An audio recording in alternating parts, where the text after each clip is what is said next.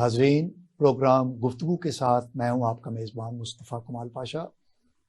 جیسا کہ آپ جانتے ہیں کہ ہم اس پروگرام میں بیسٹ آؤٹ آف بیسٹ لوگوں کو انوائٹ کرتے ہیں، ان سے گفتگو کرتے ہیں اور ان کی معلومات اور ان کے تجزیے سے استفادہ کرتے ہیں۔ آج ہماری جو مہمان شخصیت ہیں وہ پیشے کے اعتبار سے قانون دان ہیں، اپنے شوق کے اعتبار سے اسکالر ہیں اور اسلامک یونیورسٹی اسلام آباد سے انہوں نے اعلیٰ ڈگریاں حاصل کی ہیں قانون کے اندر اور قانون کی پریکٹس کرتے ہیں۔ جاوید اقبال رائیں صاحب ہمارے آج کے مہمان ہیں۔ ویلکم جناب جاوید صاحب۔ سنائیے، آپ کو کیسا لگ رہا ہے کہ آج تو حکومت نے صدر مملکت کو کہہ دیا ہے کہ اسمبلی 12 سے پہلے ڈیزالو کر دیں؟ مقصد یہ ہے کہ اگر 12 کو ڈیزالو ہوتی تو 2 مہینے میں الیکشن ہونے تھے، 12 سے پہلے اگر 1 گھنٹہ بھی پہلے ڈیزالو ہو جاتی ہے تو وہ 90 ڈیز مل جائیں گے۔ تو اس کا مطلب یہ ہے کہ 90 دن میں الیکشن ہونے جا رہے ہیں۔ تو لیکن ابھی تک جو الیکشن کا سما ہے وہ بنتا ہوا نظر نہیں آ رہا، ایک بے یقینی غیر یقینی کی کیفیت ہے۔ یہ آپ کو نہیں لگ رہا کہ ایسا ڈیلیبریٹلی کیا جا رہا ہے؟ میرا خیال ہے کہ یہ ایک پی ڈی ایم کی گورنمنٹ نے کہ پہلا کام ہے جو کہ کانسٹیٹیوشن کے مطابق کرنے کی کوشش کی ہے۔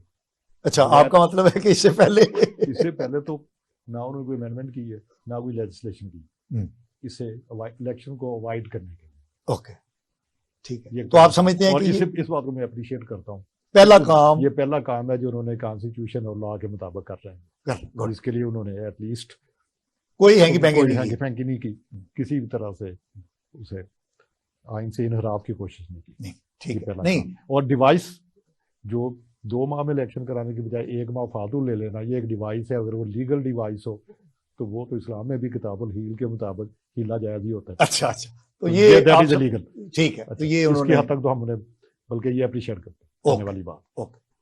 باقی الیکشن کا ماحول نہ بننے والی بات، الیکشن کا ماحول بنانے کے لیے اس پارٹی جس کے ساتھ زیادہ تر لوگ کسی بھی وجہ سے ہمدردیاں رکھتے ہیں، جس کی وجہ سے باہر نکلتے ہیں۔ نہیں، سیدھی بات کر رہے ہیں جی صاحب، ہم نے نام پی ٹی آئی کا کہنا چاہتے ہیں آپ؟ میں پی ٹی آئی کہنا چاہتا ہوں، میں عمران خان کا نام نہیں لینا چاہتا، کہتے کہ نہیں آپ سمجھتے ہیں کہ لوگ اس کے ساتھ ہیں؟ میں سمجھتا ہوں کہ لوگ اس کے ساتھ۔ اچھا، اس لیے کہ میری آبزرویشن بھی ہے یہ۔ اوکے، میں کورس میں جاتا ہوں، آپ چلے جائیں ہائی کورٹ، جو ایک بڑ کا درخت ہے، آپ کو پتا ہے وہ بڑا تاریخی ہسٹوریکل ہے وہ۔ اچھا، وہاں سے وہ گیج کرنے کے لیے پبلک اوپینین، اس سے بہتر کوئی جگہ نہیں۔ اچھا، پورے پنجاب سے سائل آئے ہوئے ہوتے ہیں۔ اچھا، سائل جو ہیں انہوں نے لٹیگیشن میں اتنی ہائی کورٹ تک آتے آتے بہت سی عمر گزر چکی ہوتی ہے۔ وہ ایک اوپینین فارمولیٹ کرتے ہیں۔ اوکے، اچھا، اور اس اوپینین کو وہ ایکسپریس بھی کرتے ہیں۔ اچھا، جیسے کسی اخبار کی سرکولیشن دیکھنی ہے کتنی ہے، کتنا پڑھا جا رہا ہے، آپ پڑھ کے نیچے چلے جائیں، وہاں پر جو آپ کو اخبار خرید کر پڑھتا ہوا نظر آتا ہے اس کی سرکولیشن ٹھیک ہے، صحیح۔ مثلاً میں کسی کا نام نہیں لینا چاہیے، کچھ اخبار ہیں جو پہلے ایک زمانے بہت پڑھے جاتے تھے، اب نظر بھی نہیں آتے وہاں۔ ٹھیک ہے، وہ پبلک اوپینین گیج کرنے کے لیے اس سے بہتر کوئی جگہ نہیں۔ اوکے، ٹھیک ہے۔ وہاں پر آپ چلے جائیے، وہاں پر آپ کو مور دین 90% لوگ ایون پی ڈی ایم کے فیور میں اونچی آواز کے ساتھ ان کی فیور میں بات کرنے والا آپ کو ایک شخص بھی نظر نہیں آتا۔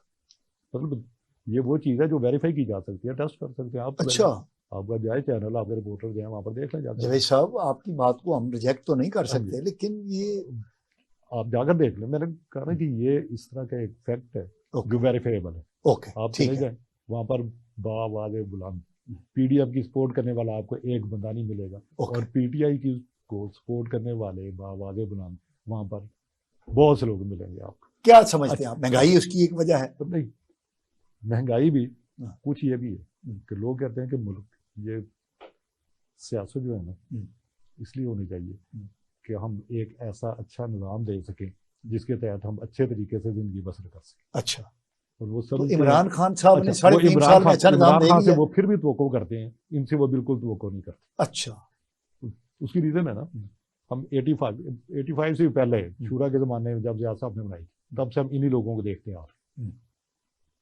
یہی لوگ تھے نا. جی ٹھیک ہے. اگر انہوں نے 15 اور 38 ایئرز میں کچھ ڈلیور نہیں کیا نظام میں تبدیلی کی، یعنی پی ڈی ایم کی جو 13 جماعتیں ہیں، 13 جماعتیں، وہی مولانا فضل الرحمان تھے، یہ سارے کے سارے لوگ. تو یہ 35 سالوں میں آپ کے بقول کچھ ڈلیور نہیں کر 38 سکے. ایئرز میں اگر یہ تبدیلی نہیں لا سکے، جیسے ابھی پچھلے دنوں ہمارے پرائم منسٹر صاحب فرما رہے تھے ہمیں ایک موقع اور دیا گیا تو ہم قسمت بدل دیں گے پاکستان کی.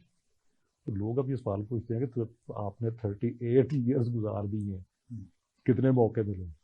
ان سارے مواقع میں آپ نے کیا اس وقت کیوں نہیں بدلا؟ ایک یہ بات. دوسری بات کہ ان کی کریڈیبلٹی نہیں. 13 جماعتوں کی کوئی کریڈیبلٹی نہیں. اچھا.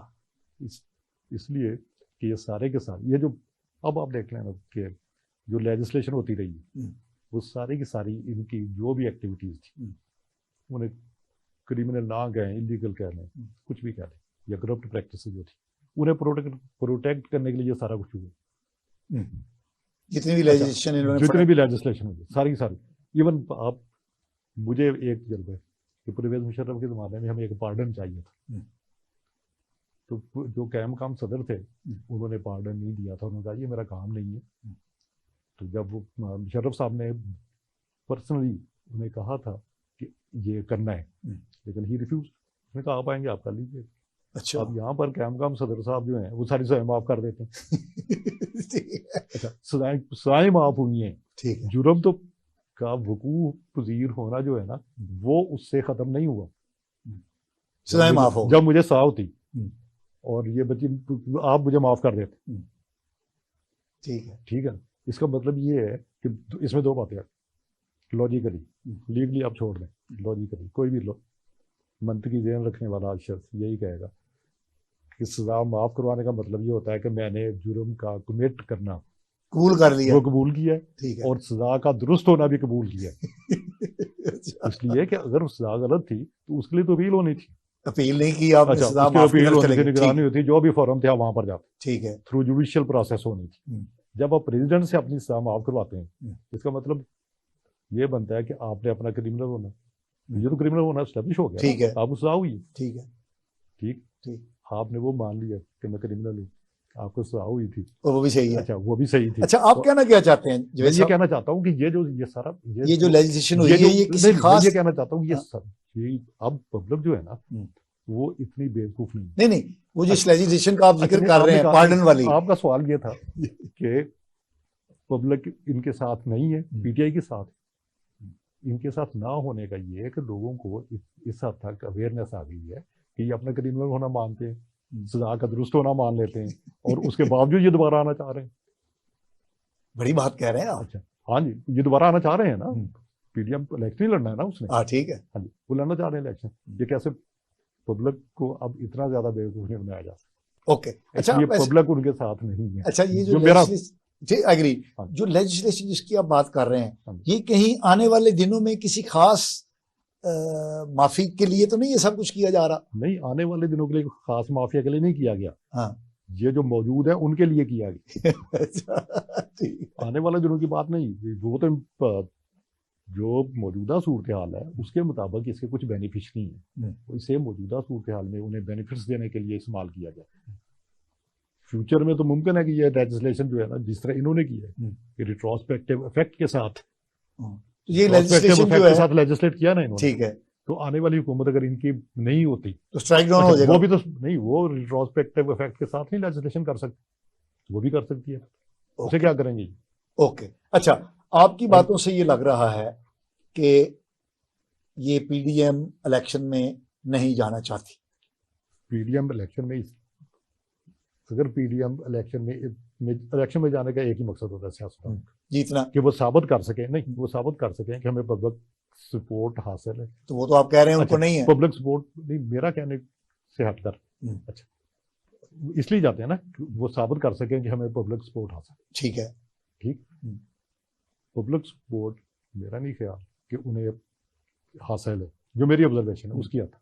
یہ انہیں بھی پتا ہوگا, انہیں بھی پتا ہے, انہیں بھی پتا ہے, سیزن قسم کے پولیٹیشینز ہیں, انہیں بھی پتا ہے, گھاٹ گھاٹ کا انہوں نے پانی پیا ہوا ہے, انہیں بھی پتا ہے تو پبلک سپورٹ انہیں حاصل نہیں ہے, تو وہ الیکشن میں کیوں جانا چاہیں گے, مجھے نہیں پتا کیا کریں گے, ان کی حکمت عملی کیا ہے, نہیں بعد میں حکمت جو عملی حکمت نہیں, وہ عملی ڈیوائس کیا وضع کریں گے. نہیں, جو ایک ہمارے میڈیا میں آ رہا ہے وہ یہ ہے کہ کیئر ٹیکر کو لا کے تو پھر اس کو پرولانگ کر دیں گے اور کیئر ٹیکر اپنا لائیں گے, الیکشن کو ایوائڈ کرنے والی بات ہوگی. پھر تو آپ بھی یہی سمجھتے ہیں؟ میں بھی یہی سمجھتا ہوں. تو اسی لیے الیکشن کا ماحول ہے کہ اگر الیکشن ہوتے ہیں, اس لیے جو آپ نے بیسیکلی آپ نے فرمایا تھا کہ جو الیکشن کا ماحول ہے نا وہ نظر نہیں آ رہا. ٹھیک ہے, الیکشن کا ماحول ابھی آپ نے اس بات کی انڈائریکٹلی تصدیق کی ہے کہ نظر نہیں آ رہا, کہ کچھ لوگ کہتے ہیں کہ کیئر ٹیکر سیٹ اپ لایا جائے گا, پھر اسے پرولانگ کر دیا جائے گا, ٹھیک ہے, کر لیا جائے گا.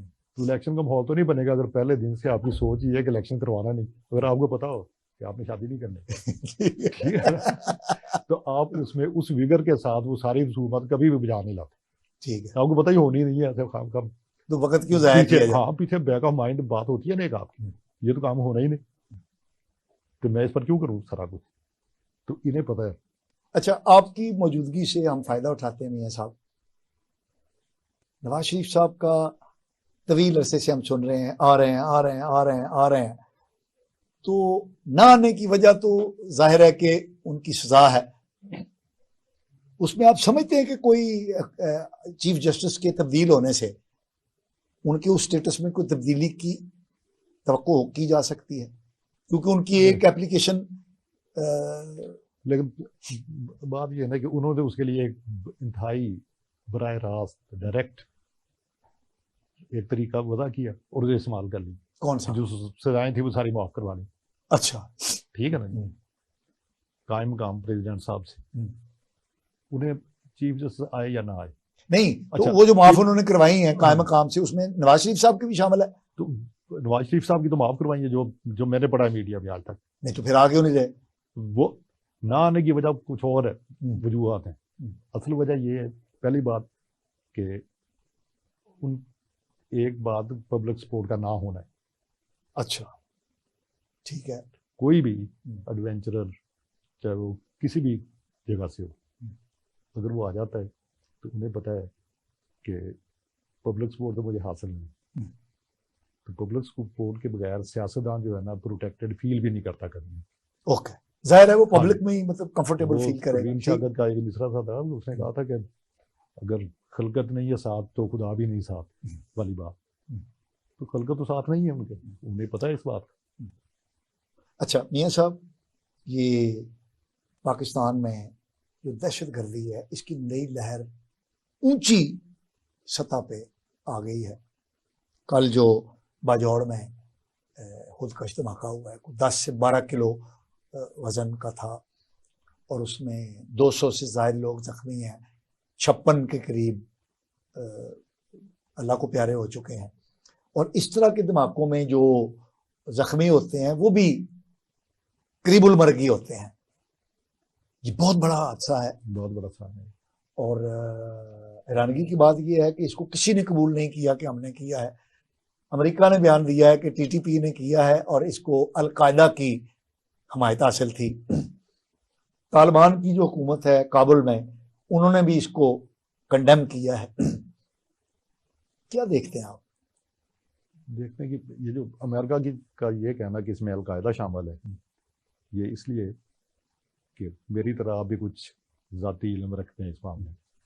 ٹھیک, القاعدہ بنانے والے جو اس کے فاؤنڈرز تھے, مؤسسین جو تھے, ان کے ساتھ آپ کا بھی انٹریکشن رہا, ہمارا بھی انٹریکشن. صحیح. میں آج تک اسامہ بن لادن کو سی آئی اے کا ایجنٹ نہیں مان سکا کہ جس نے اسے اس جہاد کے لیے انڈکٹ کیا تھا, اس کے بارے میں سوچ بھی نہیں سکتا آدمی کہ وہ امریکہ کا ایجنٹ ہو سکتا. ٹھیک, وہ عبداللہ دامشیر, ان کے بارے میں سوچا بھی نہیں جا سکتا. ٹھیک.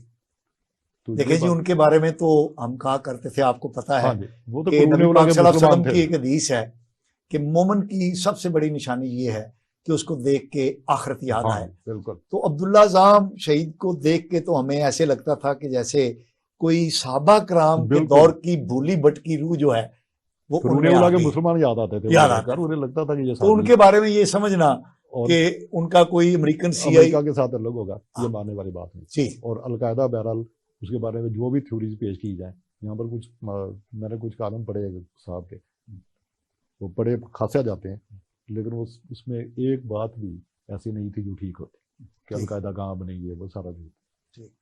تو القاعدہ جو ہے اس کا جو بیسک آئیڈیا تھا جس پر وہ بنی ہے، اور پھر جو ان کا بیسک پروگرام تھا، اس کے مطابق ان کی ایک پالیسی تھی، اور یہ طالبان کی، ملا عمر کے طالبان کی بھی یہ پالیسی تھی کہ پاکستان کے انٹرنل ایشوز میں ہم نے مداخلت نہیں کرنی. ٹھیک ہے، یہ ان کی باقاعدہ پروناؤنسڈ پالیسی تھی، وہ نہیں کرتے تھے پاکستان. تو یہ بات تو بالکل غلط بات ہے. اور آپ کی بات کی میاں صاحب میں تائید کروں گا.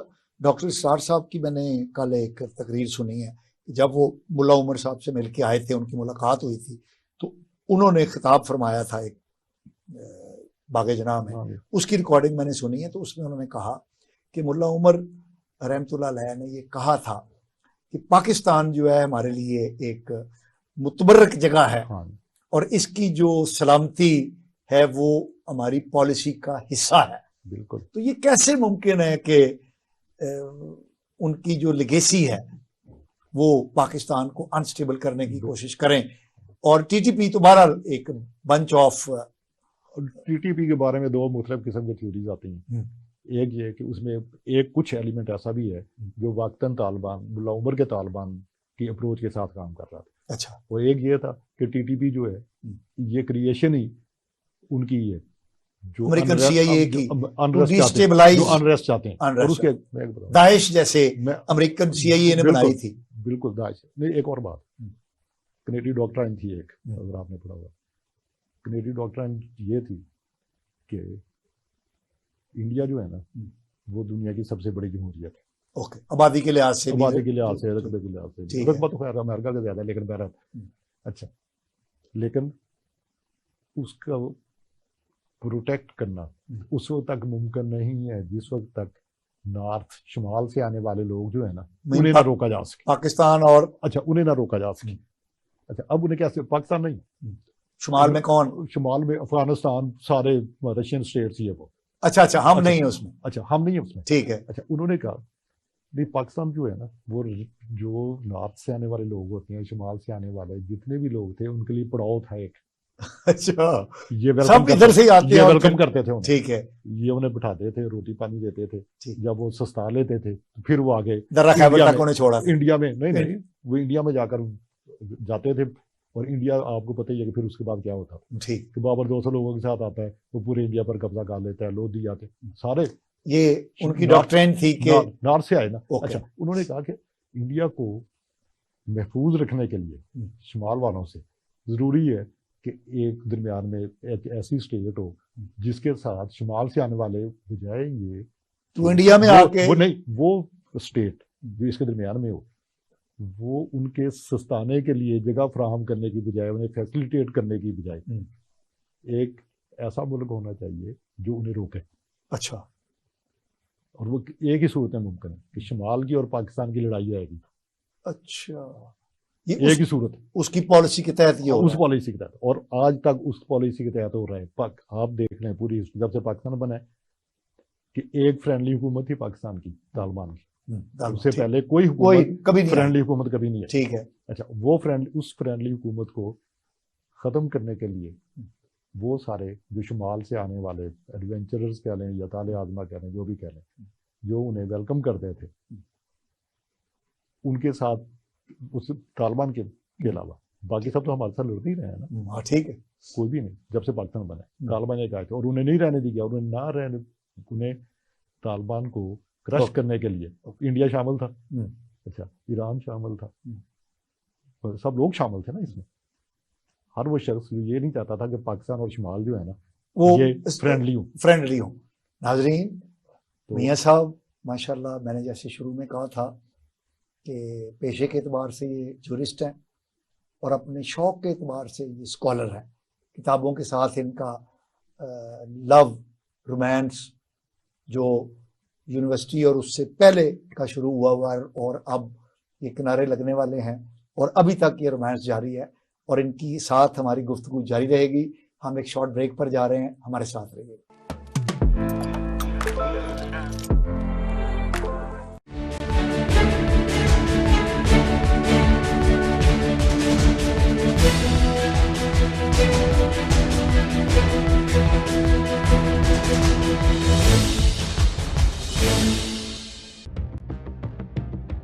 صحافت کے 40 سال کا سفر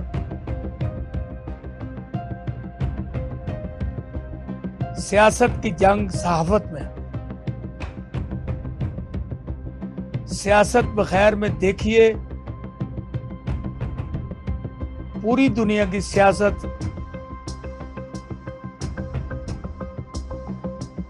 سیاست کا خمیر کیا، جانیے سیاست بخیر میں احسان ناز کے ساتھ۔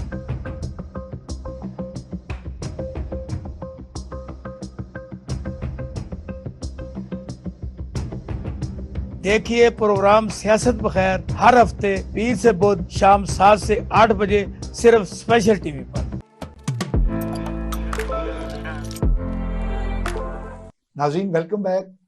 ہمارے ساتھ آج شریک گفتگو ہیں ماہر قانون دان اور اسکالر جاوید اقبال ارائیں صاحب۔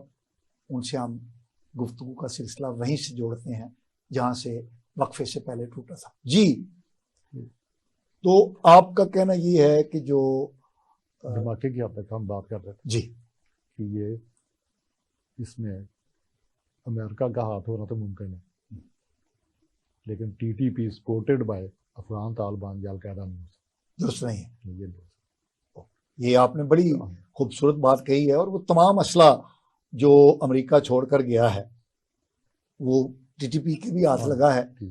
اور مجھے تو ایسے لگتا ہے کہ جو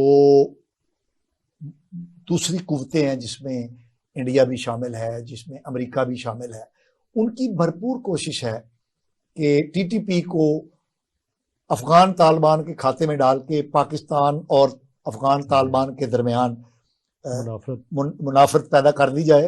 اور آپ نے جیسے بتایا کہ کینیڈین ڈاکٹرائن کے تحت ابھی تک کیا میں پاکستان سے لے کے اب تک یہ جو چیزیں چل رہی ہیں ان کا اور ہمیں اس کے لیے محتاط رہنے کی ضرورت ہے۔ بالکل میاں صاحب، یہ جو دہشت گردی کی لہر ہے اس کو ہم نے 2 مرتبہ قابو بھی پایا ہے، آپریشن رد فساد اور ضرب عضب کے ذریعے۔ تو ہم نے یہ ثابت کیا ہے کہ اگر ریاستی طور پر ڈٹرمینیشن ہو تو یہ بنچ آف کرمنلز جو ٹی ٹی پی ہے، تحریک طالبان پاکستان، اس کا سر کچلا جا سکتا ہے۔ اور اس کے لیے آپ کو کریڈٹ دینا پڑے گا نواز شریف صاحب کو کہ یہ جو سر کچلنے کا عمل تھا جس پر سیاسی قیادت کمٹمنٹ کے ساتھ آگے بڑھی اور ہماری فوج نے مکمل طور پہ اس کا صفایا کر دیا، تو اب بھی اگر ہماری حکومت کمٹ کر لے کہ ہم نے جو اس کے بقایا جات ہیں ان کو ختم کرنا ہے تو کیا جا سکتا ہے۔ دیکھیے جو رد الفساد اور بیکڈ بائی پولیٹیکل گورنمنٹ، پہلی بات کہ اگر یہ ٹی ٹی پی جیسے ہم نے تھوڑی دیر پہلے بات کی تھی، اور ہم اسی تسلسل میں بات کریں تو ٹی ٹی پی تو ان لوگوں کی ہے بنائی ہوئی تنظیم ہے جو کہ یہاں پر دہشت گردی چاہتے ہیں۔ اچھا، اور اس کے بارے میں آپ نے نام بھی لیا امریکہ کا، مثلا انڈیا کا نام لیا۔ اب ہمیں یہ دیکھنا چاہیے کہ وہ لوگ جن کو آپ کریڈٹ دینا چاہ رہے ہیں کیا وہ امریکہ اور انڈیا کی وشز کے خلاف کچھ ایکٹ کر سکتے تھے یا نہیں کر سکتے تھے؟ ٹھیک ہے نا، کھل کے بات کریں۔ نہیں، میں کھل کر ہی بات کر رہا ہوں۔ اچھا، وہ ایکٹ کر سکتے تھے یا نہیں کر سکتے تھے؟ اور جو جہاں تک میں دیکھتا ہوں، جو میری آبزرویشن جو ہے یا میں جو سوچتا ہوں جب میں دیکھتا ہوں اس کے مطابق یہ بالکل ان کی وشز کے اگینسٹ ایکٹ نہیں کر سکتے۔ اوکے، یہ ان کی پالیسیز کو ہی امپلیمنٹ کرواتے۔ اچھا، وہ رد الفساد جو تھا اس کے نتیجے میں ٹی ٹی پی تو ختم نہیں ہوئی، کچھ عرصے کے لیے ڈورمنٹ پوزیشن میں محسوس ہوئی ہمیں کہ وہ ڈورمنٹ پوزیشن میں چلی گئی، ختم نہیں ہوئی۔ ختم ہوئی ہوتی تو اب کیسے ہوتا، کہاں سے آ گئی؟ ختم نہیں ہوئی، ایک بات۔ دوسری بات، اس زمانے میں جو لوگ ٹارگٹ ہوئے تھے اس میں ٹی ٹی پی کے ساتھ تعلق رکھنے والوں سے زیادہ وہ لوگ تھے جو ملیٹنٹ اسلام کی بات کرتے تھے۔ اچھا، پاکستان میں، ٹھیک ہے۔ اور ملیٹنٹ اسلام کی بات کرنے والوں کو جس طرح مارا گیا تھا، جس طرح ان کے خلاف آپریشن ہوا تھا، وہ تاریخ کا حصہ بھی ہے، بچوں تک کو نہیں چھوڑا گیا تھا. ٹھیک ہے، ٹھیک ہے نا. بیسیکلی وہ ٹی ٹی پی کے خلاف تھا ہی نہیں ایکشن. پنجاب میں کیوں ایکشن ہو رہا تھا؟ پنجاب میں ٹی ٹی پی کہاں سے آ گئی تھی؟ کتنی کی تھی؟ پنجاب میں آج بھی اگر ہے اسلام، ملیٹنٹ اسلام کی بات کرنے والے بہت لوگ، ٹھیک ہے، آرگنائز نہیں ہے، مختلف ایکشنز میں ہے، وہ ایک علیحدہ بات ہے. ٹھیک ہے. اچھا، وہ تھا ملیٹنٹ اسلام کے خلاف ایکشن. اچھا، رضا صاحب اور انہیں جو بیک کر رہے تھے، اور ملیٹنٹ اسلام کن کو قابل قبول نہیں. وہ نام لیے بغیر بھی پتہ ہے، وہ نام لیے بھی جائیں، وہ امریکہ ہے، انڈیا ہے، ہر وہ شخص جو اسلام کے خلاف. اس میں کچھ وہ لوگ بھی آ جاتے ہیں جو مسلمان کہلاتے ہیں، لیکن وہ مسلمان، وہ اسلام کے اتنے حامی نہیں ہیں. بہرحال ٹھیک ہے، انہوں نے بہت سی دفعہ اپنے عملی رویوں سے یہ مظاہرہ کیا ہے کہ وہ اسلام سے ہٹ کر بھی کچھ، وہ نام اسلام کا لینے کے باوجود دوسروں کو سپورٹ کسی اور کو کر جاتے ہیں. جیسے لبنان میں ہوا، جیسے شام میں ہو رہا ہے، انہیں سپورٹ کیا جا رہا ہے نا. کچھ لوگ وہ کر رہے ہیں نا جو اسلام کا نام لیتے ہیں. ٹھیک ہے، ٹھیک ہے نا. وہ سارے کے سارے لوگوں کو ملیٹنٹ اسلام جو یہاں پر ہے وہ قابل قبول نہیں ہے کسی بھی صورت.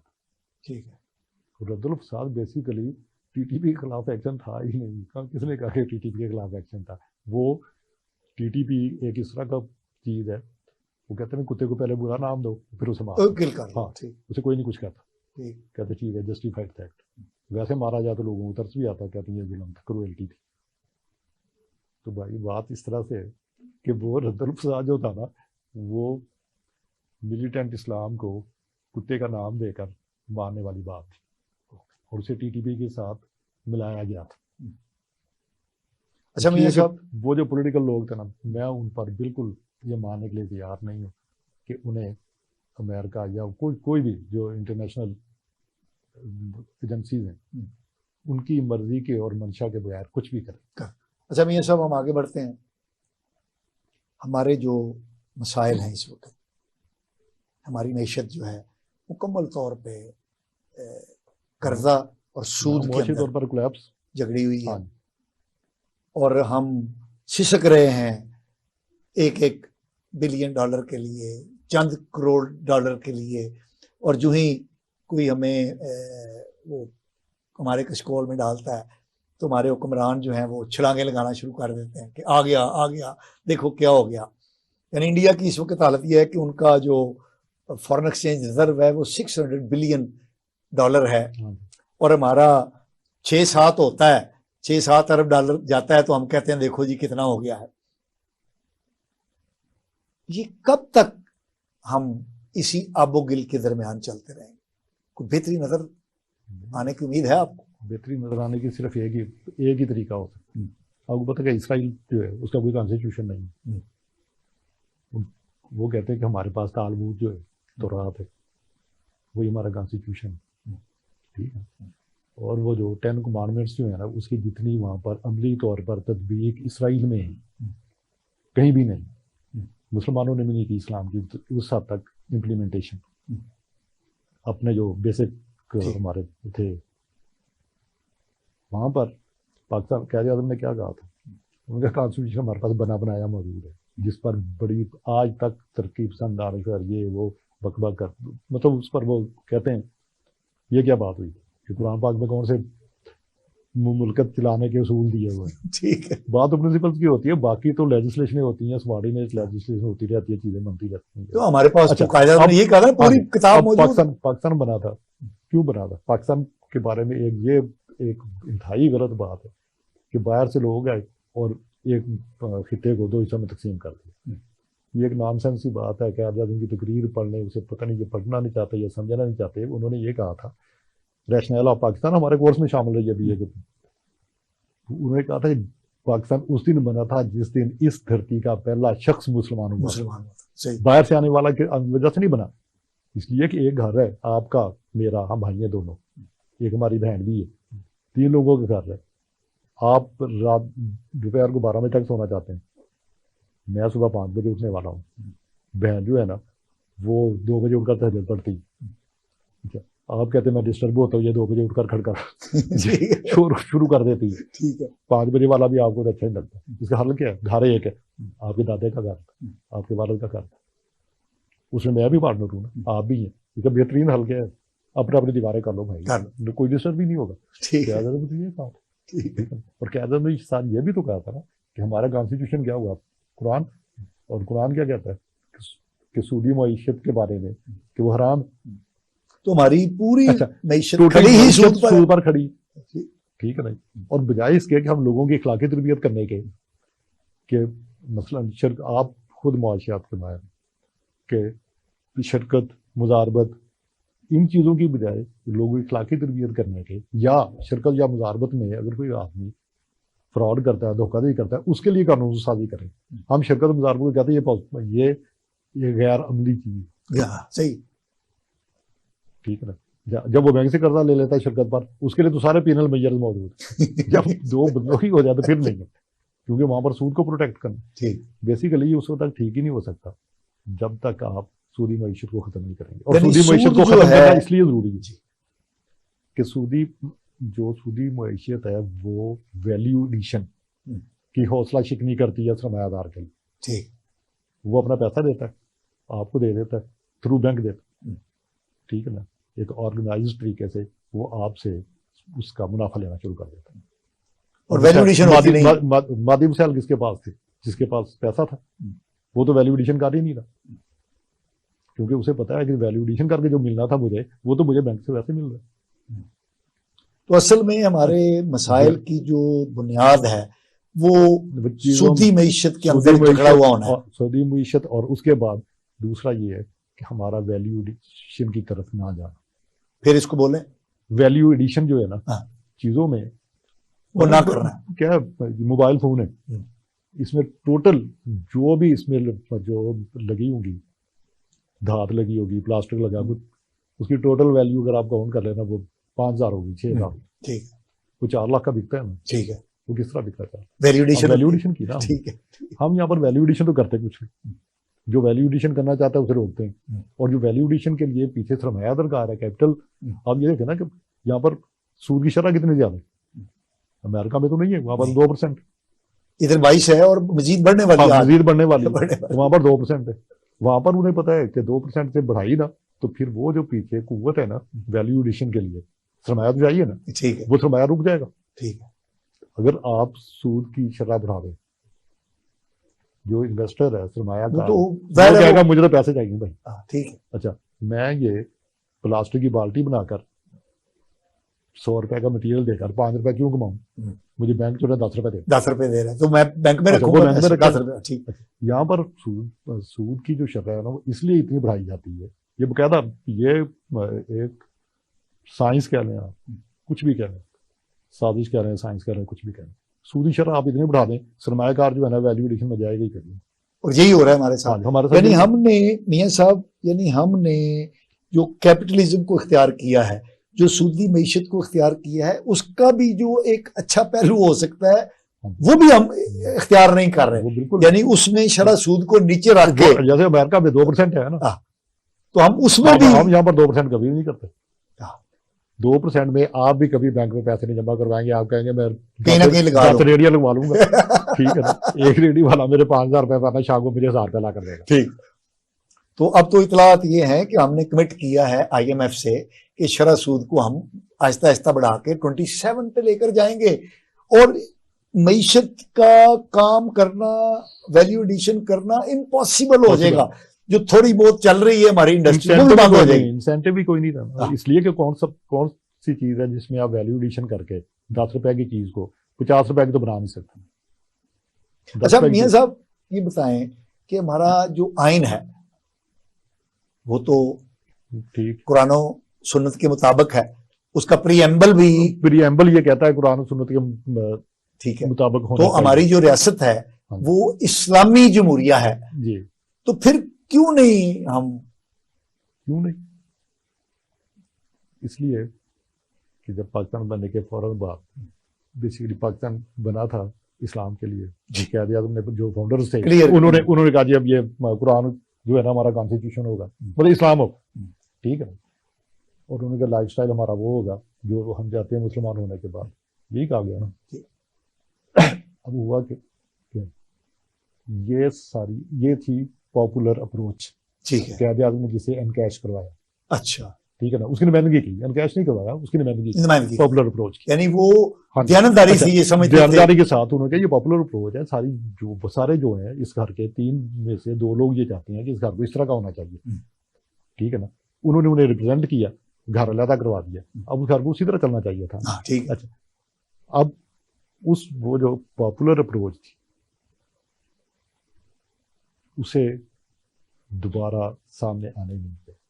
اوکے. وہ قائد اعظم پاپولر لیڈر تھے, کسی بھی طرح وہ قتل ہوئے یا فوت ہو گئے جس طرح بھی. لیاقت علی خان پاپولر لیڈر تھے, انہیں مروا دیا گیا. ٹھیک ہے نا. اس کے بعد ہماری آرمی آنا شروع ہو جاتی ہے. اس کے بعد ایک نیک آدمی کے طور پر ایک صاحب آتے ہیں, وہ پاپولر لیڈر نہیں تھے لیکن نیک آدمی تھے, انہیں ٹکنے نہیں دیا. چوری محمد علی. اچھا, چودھری محمد علی پاکستان کا جو 56 کا آئین جو بنایا بھی تھا. اچھا, انہیں رہنے نہ دیا گیا. اس کے بعد ملٹری آرمی آ گئی. 58 میں آرمی جو ہے وہ کبھی بھی پاپولر لیڈرشپ نہیں ہوتی. پاپولر لیڈرشپ وہ ہوتی ہے جو پاپولر ووٹس کے ذریعے یا پاپولر اس سے ہے وہ رہی. ایوب خان نے کچھ تھوڑے بہت اچھے کام کیے, اسے تھوڑی سی پاپولرٹی گین کرنی شروع کی, اسے ٹاپل کر دیا. بھٹو صاحب آئے, چاہے وہ کسی کے بھی نمائندے ہوں, ایجنٹ ہوں, لیکن کچھ عرصے کے بعد وہ بھی پاپولرٹی گین کر گئے, انہیں مروا دیا. جو مرحوم تھے انہیں کسی اور طریقے سے ختم کر دیا گیا. بیسیکلی نہیں, اس کے بعد کوئی پاپولر لیڈر نہیں آیا. اس کے بعد پاپولر لیڈرشپ عمران خان کے علاوہ ہمیں تو کوئی نظر نہیں آتا. عمران خان اور نذیر صاحب کے درمیان کوئی نہیں. مجھے بتائیں, ایک منٹ کے لیے مجھے بتائیں آپ, ضیاء الحق پاپولر لیڈرشپ ہوتی ہے نا, ضیاء الحق کو یہ نہ کہنا پڑتا کہ نواز شریف کا قلعہ مضبوط ہے. ٹھیک ہے نا, پھر تو پبلک آ جاتی ہے نا, پبلک کھڑی ہوتی ہے. ٹھیک. اچھا, نہیں ہوا نا یہ. اس کا مطلب یہ ہے کہ اس کے پیچھے قوت کون تھی. ٹھیک ہے, پاپولر ووٹ تو نہیں تھا. اچھا میاں صاحب, ہم اختتام کی طرف بڑھ رہے ہیں. آپ یہ بتائیے کہ آنے والے دنوں میں معذرت کے ساتھ جی میں قطع کلام کر رہا ہوں, میں صرف یہ کہنا چاہ رہا ہوں کہ یہ جو اس طرح کے مشکل فیصلے ہیں نا, اسے کرنے کے لیے پاپولر لیڈرشپ چاہیے. اوکے.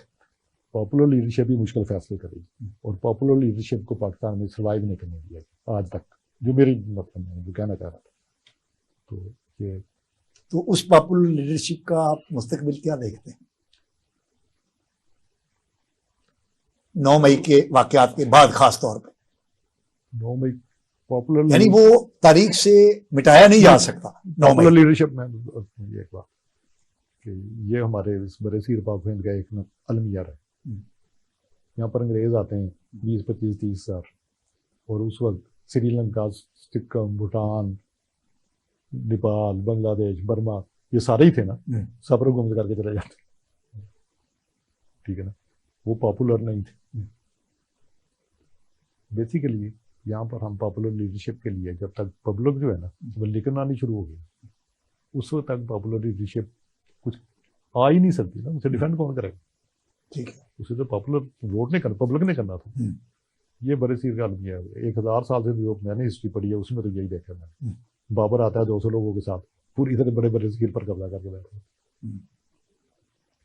میرا پھر سوال وہی ہے, کیا دیکھتے ہیں آپ اس پاپولر لیڈر جس کو آپ پاپولر کہہ رہے ہیں, اور آپ نے کوئی بھی پاپولر لیڈرشپ, میں کوئی خاص طور پر یہ پی ٹی آئی کی بات نہیں کر رہا, کوئی بھی پاپولر لیڈرشپ, اس کا کوئی مستقبل نہیں ہے. اس کا مستقبل یہ ایک نیا مظہر پی ٹی آئی کی صورت. پی ٹی آئی کے ساتھ جو لوگ ایفیلیٹ تھے اس میں اگر آپ ماشاء اللہ بہت زیادہ اچھے آبزرور ہیں کہ پی ٹی آئی کا جو فالوور تھا اس میں 2 ایج گروپ کے لوگ تھے. برصغیر پاک و ہند میں پاپولر لیڈرشپ کے لیے کھڑے نہ ہونے کی وجہ تھی ایک مصلحت بھی نہیں. اوکے, ٹھیک ہے نا, ہم مصلحت پسند تھے.